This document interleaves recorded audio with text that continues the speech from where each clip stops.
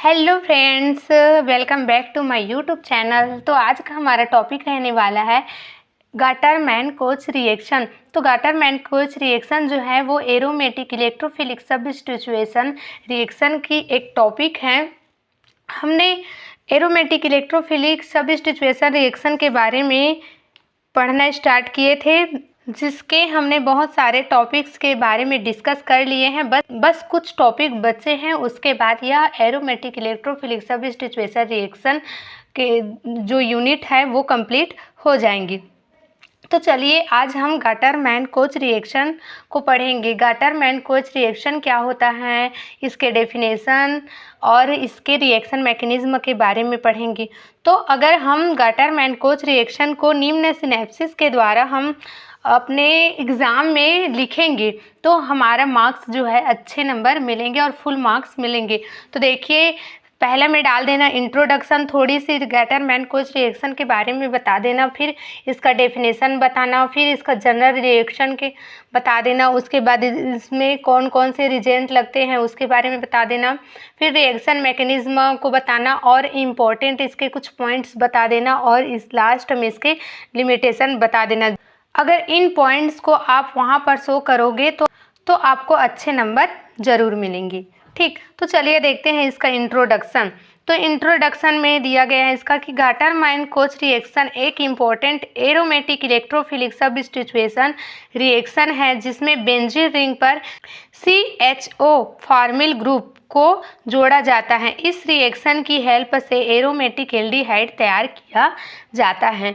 तो इसके इंट्रोडक्शन में वही बताया गया है कि गाटर-मैन-कोच रिएक्शन जो होता है वो एक प्रकार की एरोमेटिक इलेक्ट्रोफिलिक सब्स्टिट्यूशन रिएक्शन है, जिसमें क्या होता है कि एक बेंजीन रिंग होता है और उस बेंजीन रिंग पर CHO, जिसे हम एल्डिहाइड ग्रुप भी कहते हैं, तो इसका एडिशन बेंजीन रिंग पर होता है और रिएक्शन के अंत में जो प्रोडक्ट बनता है वो एक प्रकार की एरोमेटिक एल्डिहाइड होता है। ठीक, तो चलिए इसका डेफिनेशन देख लेते हैं। तो जब किसी एरोमेटिक कंपाउंड जैसे बेंजीन की reaction CO carbon monoxide and HCl के साथ एल्यूमिनियम ट्राइक्लोराइड की प्रेजेंस में कराई जाती है तो एल्डिहाइड बनता है, जिसे हम गाटर-मैन-कोच रिएक्शन कहते हैं। ठीक, इसका जनरल रिएक्शन यहाँ पर दिया गया है। देखिए, हम इसके रिएक्शन के थ्रू इसके डेफिनेशन को भी हम याद रख सकते हैं। तो देखिए यहाँ दिया गया है कि बेंजीन, तो जब बेंजीन रिंग के साथ CO और HCl का रिएक्शन कराया जाता है, वो भी किसकी प्रेजेंस में, एल्यूमिनियम ट्राइक्लोराइड की प्रेजेंस में रिएक्शन कराया जाता है, तो एक बेंजेल्डिहाइड बनता है। इसी रिएक्शन को हम गाटर-मैन-कोच रिएक्शन कहते हैं। यहाँ पर एल्यूमिनियम ट्राइक्लोराइड जो होता है वह एक कैटेलिस्ट की तरह होता है, जो रिएक्शन की रेट को बढ़ाने में मदद करता है। ठीक, तो इसका रिजेंट देख लेते हैं कि गाटर-मैन-कोच रिएक्शन में कौन कौन से रिजेंट यूज होते हैं। तो पहला दिया है कार्बन मोनोऑक्साइड, ठीक, दूसरा दिया है HCl हाइड्रोजन क्लोराइड, तीसरा दिया है एल्यूमिनियम ट्राइक्लोराइड जो एक लुईस एसिड कैटेलिस्ट होता है। ठीक, अब रिएक्शन की मैकेनिज्म देखते हैं। तो गाटर-मैन-कोच रिएक्शन की मैकेनिज्म 3 स्टेप में कंप्लीट होती है। ठीक, तो पहला इसका स्टेप है फॉर्मेशन ऑफ फॉर्मिल क्लोराइड। तो पहले स्टेप में क्या होता है, फॉर्मिल क्लोराइड का फॉर्मेशन होता है। तो देखिए यहाँ पर इसका रिएक्शन मैकेनिज्म दिया गया है। तो देखिए यहाँ पर कार्बन पर निगेटिव चार्ज है और ऑक्सीजन पर पॉजिटिव चार्ज है। तो ऑक्सीजन क्या करता है, ऑक्सीजन जो है एक इलेक्ट्रोनिगेटिविटी एटम होते हैं जो कि पॉजिटिव चार्ज को एक्सेप्ट नहीं करता है, और कार्बन क्या होता है जो कि निगेटिव चार्ज को एक्सेप्ट नहीं करता है, इसीलिए यहाँ पर रिएक्शन होंगे। ठीक, तो ये क्या करता है, यहाँ पर HCl के साथ रिएक्शन करते हैं। तो HCl में सबसे पहले क्या होंगे, एक हेटेरोलाइटिक क्लीवेज होंगे। तो हेटेरोलाइटिक क्लीवेज में क्या होता है कि जो कोवैलेंसी इलेक्ट्रॉन होता है वह किसी एक एटम के पास जाता है। ठीक, तो यहाँ पर हम क्या करेंगे, हेटेरोलाइटिक क्लीवेज कराएंगे।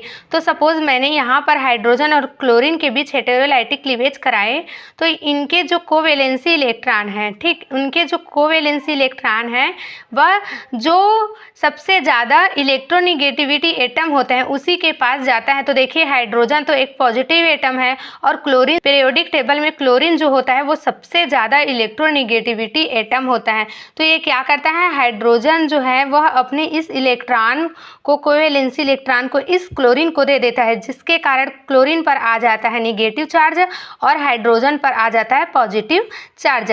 अब ये हाइड्रोजन पॉजिटिव चार्ज क्या करता है, अब देखिए यहाँ पर ऑक्सीजन पर तो पॉजिटिव चार्ज है, मतलब कि इसके पास भी इलेक्ट्रॉन की कमी है, और कार्बन निगेटिव चार्ज है, जिसके कारण इसके पास इलेक्ट्रॉन ज़्यादा है। तो ये हाइड्रोजन क्या होता है, इसके पास इलेक्ट्रॉन की कमी होती है, ये इलेक्ट्रोफाइल की तरह बिहेव करती है। तो ये हाइड्रोजन क्या होता है, इस कार्बन पर जाकर अटैक कर लेता है। ठीक, इस कार्बन के साथ क्रिया करेंगे और इस प्रकार से इसका रिएक्शन को दिखाया गया है। ठीक, अब ये हाइड्रोजन पॉजिटिव आयन जो है ये कार्बन के साथ अटैक करेंगे, यानी कि कार्बन के साथ बॉन्ड बनाएंगे।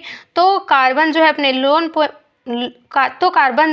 लोन पेयर के साथ इस हाइड्रोजन के साथ बॉन्ड बनाता है, जिसके कारण कार्बन पर आ जाता है पॉजिटिव चार्ज। यहाँ पर दिखाया गया, क्योंकि यहाँ कार्बन ने क्या किया, अपने लोन पेयर को तो इस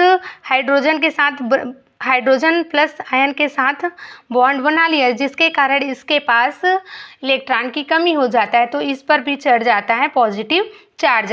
अब क्या होगा, ये जो क्लोरीन निगेटिव चार्ज जो बना है वो फिर से इस इंटरमीडिएट पर अटैक करता है। तो देखिए यहाँ पर तो ऑक्सीजन के पास पॉजिटिव चार्ज है, यानी कि ये लोन पेयर भी है, तो इसके पास इलेक्ट्रॉन बहुत ज़्यादा कमी है। तो ये क्या करता है, क्लोरीन जो होता है, क्लोरीन निगेटिव चार्ज जो होता है वो पुनः कार्बन पर फिर से अटैक करता है। ठीक, तो सबसे पहले क्या होंगे, यहाँ की जो बॉन्ड है वो टूटेंगे।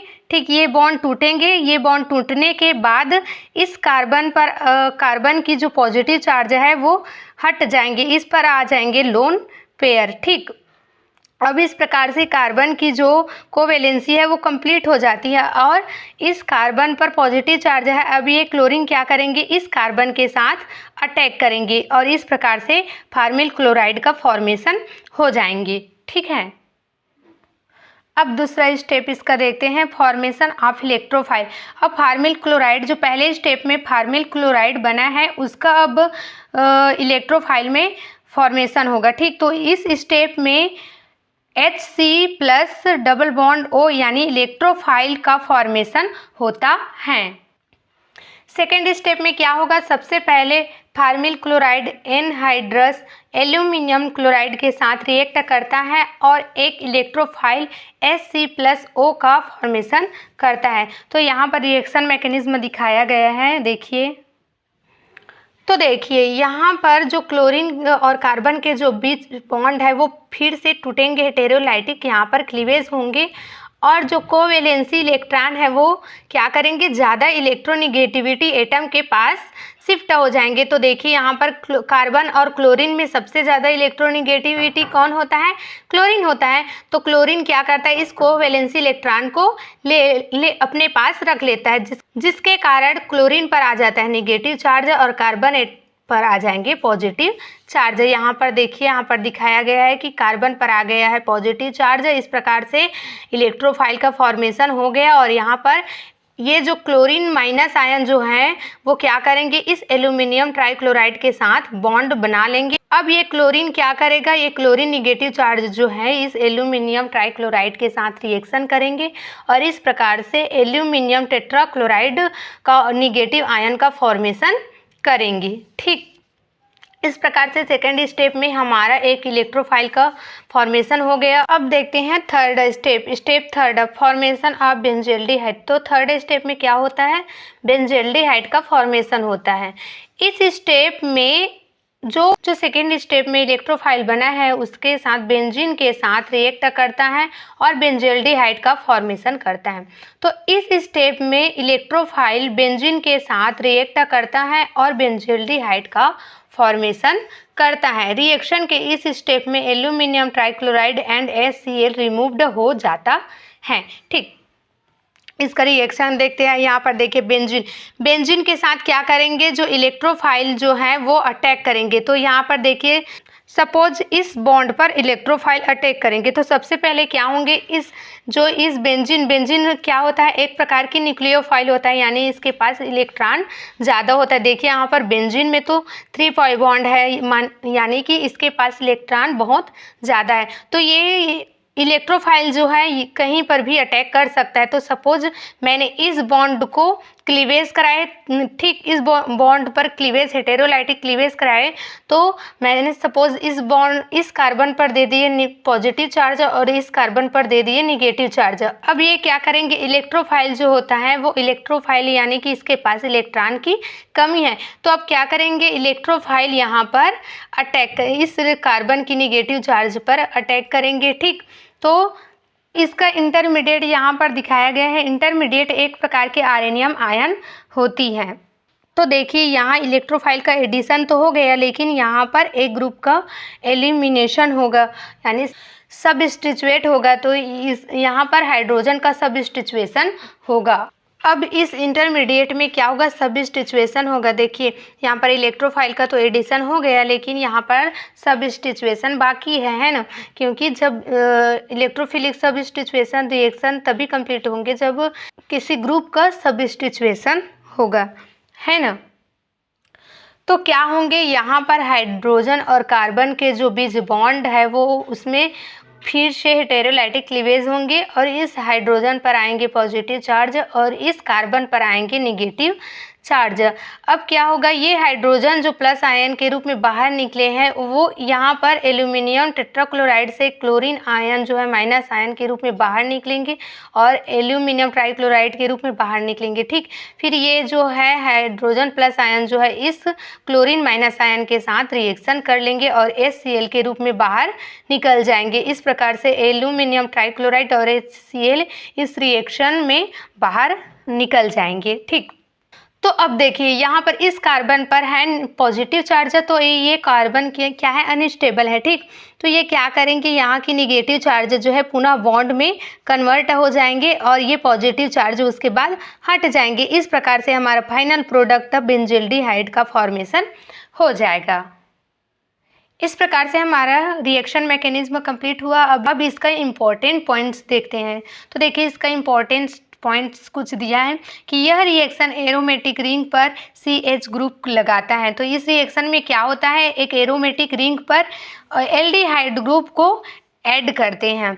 दूसरा है इसका बेंजीन टॉलुइन जैसे कंपाउंड पर यह रिएक्शन अच्छे से होता है। ठीक, तो अगर बेंजीन है या टॉलुइन है तो उन कंपाउंड पर एल्डिहाइड का रिएक्शन जो है अच्छे से होता है और यह रिएक्शन इलेक्ट्रोफिलिक एरोमेटिक सबस्टिट्यूएशन की रिएक्शन है। ठीक, और यह जो रिएक्शन है तो है यानी कि गाटर-मैनकोज रिएक्शन जो है एक प्रकार की एरोमेटिक इलेक्ट्रोफिलिक सबस्टिट्यूएशन रिएक्शन है। इसका लिमिटेशन देख लेते हैं। इसका लिमिटेशन पहला है कि फिनॉल एनिलीन पर यह रिएक्शन आसानी से नहीं होता है। तो यानी अगर रिएक्टेंट मॉलिक्यूल के रूप में हम फिनॉल और एनिलीन लेंगे तो उस पर गाटर-मैनकोज रिएक्शन जो है आसानी से नहीं होता है। दूसरा इसका दिया है स्ट्रॉन्गली डीएक्टिवेटेड एरोमेटिक रिंग्स पर रिएक्शन मुश्किल से होता है। यानी कि अगर किसी एरोमेटिक रिंग पर जो लिविंग ग्रुप है अगर डीएक्टिवेटेड है तो उस रिंग पर गाटर-मैनकोज रिएक्शन आसानी से नहीं होता है, वह मुश्किल से होता है। तीसरा है इसमें कार्बन मोनोऑक्साइड गैस यूज होती है जो टॉक्सिक होती हैं। तो इस प्रकार से हमारा गाटर-मैनकोज रिएक्शन कंप्लीट हुआ। तो दोस्तों अगर यहाँ तक कुछ समझ में नहीं आया हो तो कमेंट ज़रूर करना और अगर वीडियो अच्छी लगी हो तो लाइक ज़रूर करना और अपने दोस्तों में शेयर ज़रूर करना। मिलते हैं नेक्स्ट वीडियो में, तब तक के लिए बाय बाय।